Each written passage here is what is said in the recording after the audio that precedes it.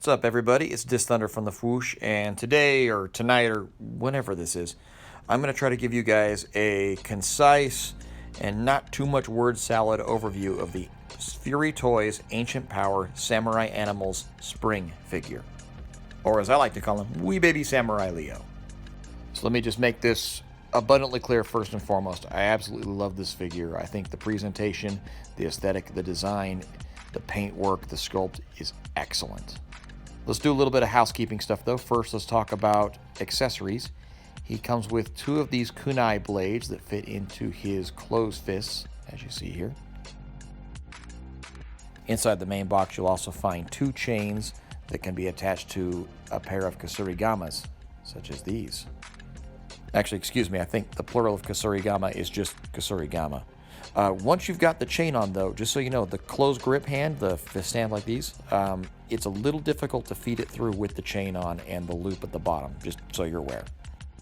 As you noticed, he also has two open hands that have nice sculpting and paintwork on them.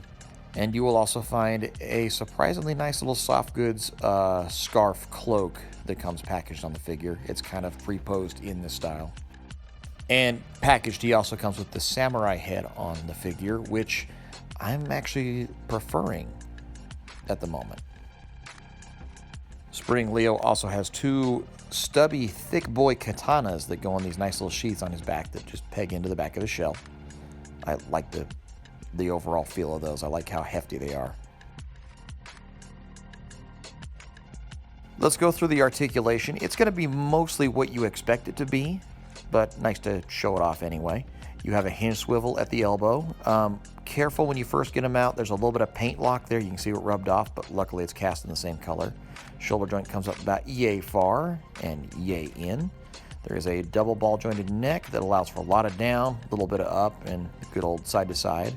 There is a thoracic joint that allows kind of a little bit of in and out and side to side. You can see it kind of lets him pivot forward on it a little bit. And the real superstars are these legs where he can actually rotate up to touch his own toes past the 90-degree angle. And you get a nice clean break behind that knee pad for the double jointed knee.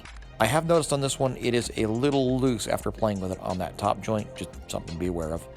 And splits, maybe not the greatest, but more than made up for in that nice range on the upper thigh. Let's get into the stuff everybody wants to talk about, which is size and comparisons. So we'll start with the 2012 Nicktoons Leo, which is very close to the same size, damn near same height. You notice, especially on the hands and the feet, they are just about the same. I didn't notice that Nicktoons Leo had 3 toes until now. That's kind of funny. Anyway, where that kind of goes awry, though, I have to point this out, and I will explain this later. So you've got Nicktoons Leo head here versus the unhelmeted Samurai Turtle here. And you can see that Nicktoons head is about a third larger than the Fury Toys one. That'll be relevant later. Let's bring another one of my favorite turtles of all time, and that's going to be the NECA Mirage Comics turtles from like 15 years ago. This is the knockoff, but obviously they're the same height. And I was actually surprised to see that, yeah, obviously he is taller than Samurai Leo, but not by as much as I was expecting. And obviously the head's considerably larger and the feet are a little bit larger, but otherwise his actual torso and arms and legs aren't that much bigger than the Fury Toys figure. And now on the other end of the spectrum, which has surprised nobody, the Super 7 Leo is considerably larger than all the other Leos I have. You can see barely coming up to his chest in comparison here. That was to be expected. Super 7's kind of their own game, and I still really like those turtles for what they are as well. I'll bring the Nicktoons turtle back here in front just to kind of put the group together. And yeah, he falls in almost in between the Mirage turtle and the Nicktoons turtles. So when we talk about scale with other lines, I'm going to use the Mirage Leo here as a point of reference because he is about 5 1/4 to the top of his head, 5 1/4 inches.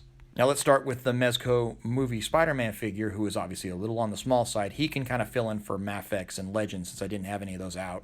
I had all my turtles out. I actually think that doesn't look half bad. Alas, you knew I was going to do it, but here is Supreme Knight Batman. So I've been thinking about how I was going to try to explain this all day, and I don't know that I'm any closer now than I was when I started, but I'm going to give it a shot.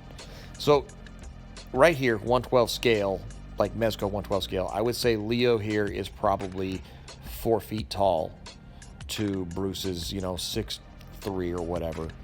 And that would make the NECA one here 5 feet tall, which is kind of funny because if these two figures were reversed, I think I would feel good scale and aesthetics wise. I don't know if that makes any sense, but I'll try to explain a little more. So going back to the original Mirage Comics days and the 1987 original animated series, the Teenage Mutant Ninja Turtles were always described as being roughly 4 feet tall. That obviously changed with respect to the movie because you had to fit a guy in a Jim Henson suit, and so those turtles were obviously 5 foot plus. But for the majority of Turtles history, up to a point, we'll say, they are always described as being about 4 feet tall. So to drive that home here, we'll bring Samurai Turtle over here, and you see he is just about 4.5 inches at the top of his head, just to put some hard numbers on there. So 4-foot turtle's not the problem in roughly 112 scale. I think the issue I'm having and others are having is the aesthetics of this figure feel like they should be a bigger turtle. To try to illustrate that, I made a really crappy paper doll using graph paper where I upped his scale by about 25%. That makes him roughly 5 and I think 1/5 inches tall on the paper side, which incidentally I think is very close to the Samurai Turtles Summer or Donatello when they were talking about a secondary scale change there. So not only do I think that is a good idea, but I also think maybe they ought to go back and bump Leo 20-25%, or roughly the height of this Mirage Turtle, because I think his style would benefit from the extra size, and oddly enough, I kind of wish the Mirage Turtle was smaller now. Just to reiterate though, I really like this figure.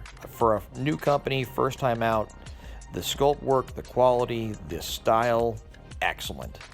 And I'll be getting the other 3 turtles and other characters they want to do, and I think I'll be getting them from my friends at 5K Toys. This is my first pre-order with them, and I'm very impressed. Quick shipping, good response, all that. Definitely recommend it. And as for the scale thing, this is just my take on it. I don't mean to say that, I'm right and you're wrong if you think differently. Actually, no, you know what? I am right and you're wrong on this one. I'm pretty sure I'm right. But have a good night anyway. Thanks for watching.